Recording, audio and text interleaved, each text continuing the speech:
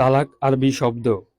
অর্থ ত্যাগ করা, বর্জন করা, বিচ্ছেদ করা, বৈবাহিক সম্পর্ক ছিন্ন করা, বন্ধন মুক্ত করা, ছেড়ে দেওয়া, বিচ্ছিন্ন করা ইত্যাদি।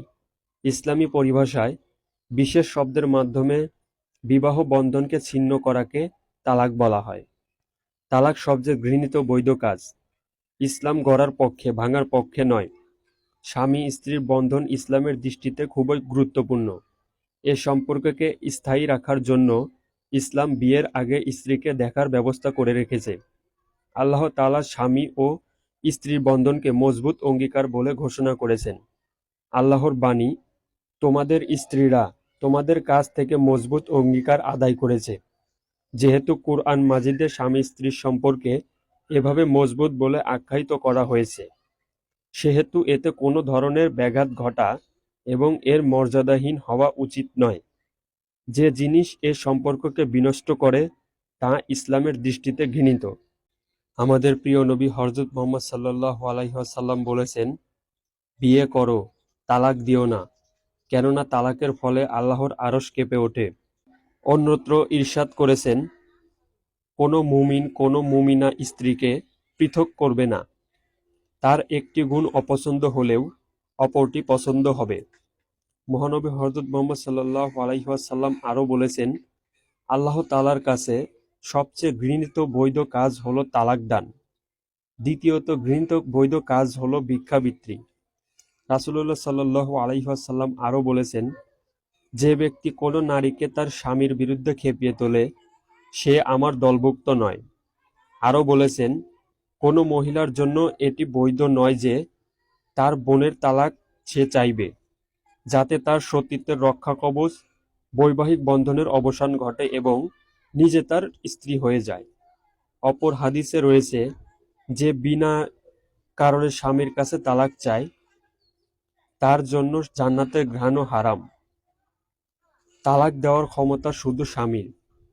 আল্লাহ তাআলা তালাক দেওয়ার ক্ষমতা স্বামীকে দিয়েছেন, স্ত্রীকে নয়, কারণ পুরুষ নারীর ওপর কর্তৃত্বশীল।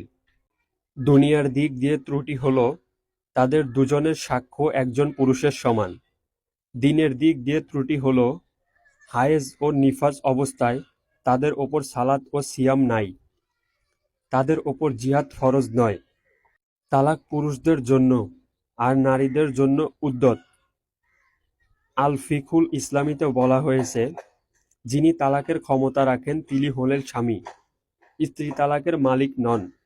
হ্যাঁ, যদি স্বামী মালিক বানায় বা ক্ষমতা দান করে, তবে স্ত্রী তালাক দিতে পারবে। স্ত্রী স্বামীকে তালাক প্রদান। দুই অবস্থায় স্ত্রী তার স্বামীকে তালাক দিতে পারে।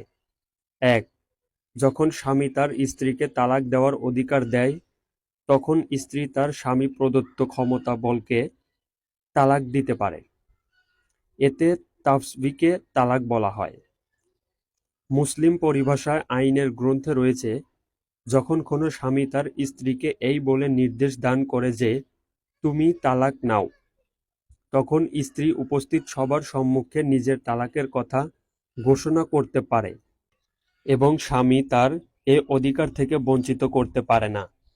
স্বামী কোনো নির্দিষ্ট সময়ের জন্য ক্ষমতা অর্পণ করলে নির্দিষ্ট সময়ের মধ্যে ক্ষমতা কার্যকর হবে, পরবর্তী সময় হবে না।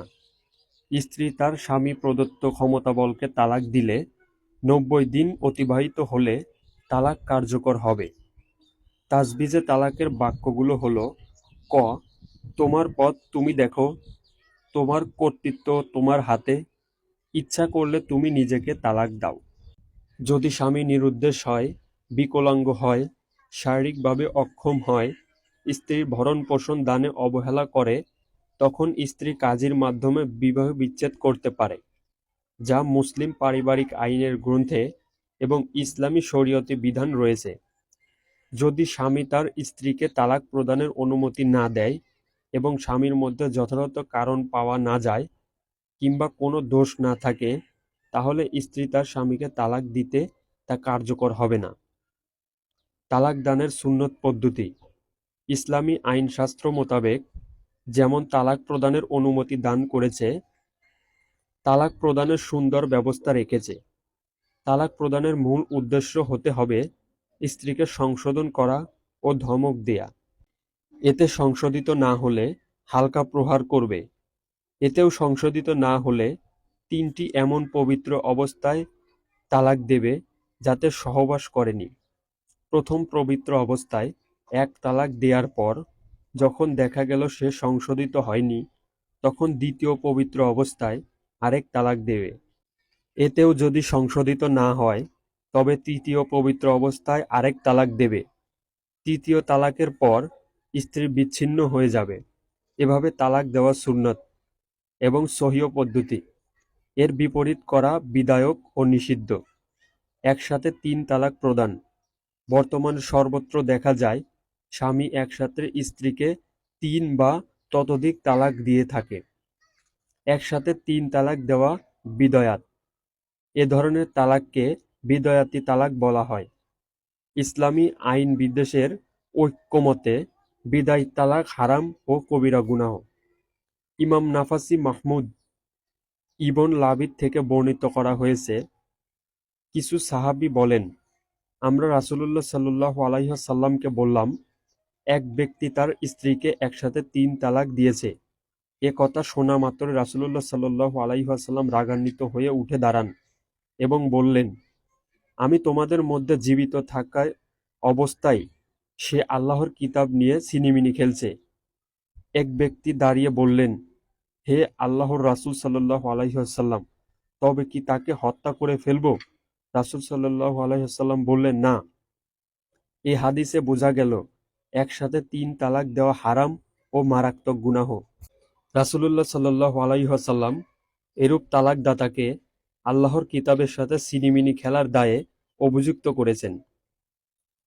ইমামদের অভিমত। 4 মাযহাবের ইমাম একসাথে 3 বা ততোধিক তালাক দানকে ইসলামের দ্বিতীয় খলিফা হযরত উমর ফারুক রাদিয়াল্লাহু তাআলা আনহু এর সময় সাহাবায়ে কেরামের ঐক্যমতে এ সিদ্ধান্ত গৃহীত হয়েছে যে একসাথে 3 তালাক দিলে 3 তালাকই পতিত হবে। অতএব ঈমানদারদের উচিত হবে স্ত্রীকে তালাক দেওয়ার যৌক্তিক কারণ দেখা দিলে অবশ্যই সুন্নাহ পদ্ধতি অনুসরণ করা, হারাম পন্থা অবলম্বন না করা।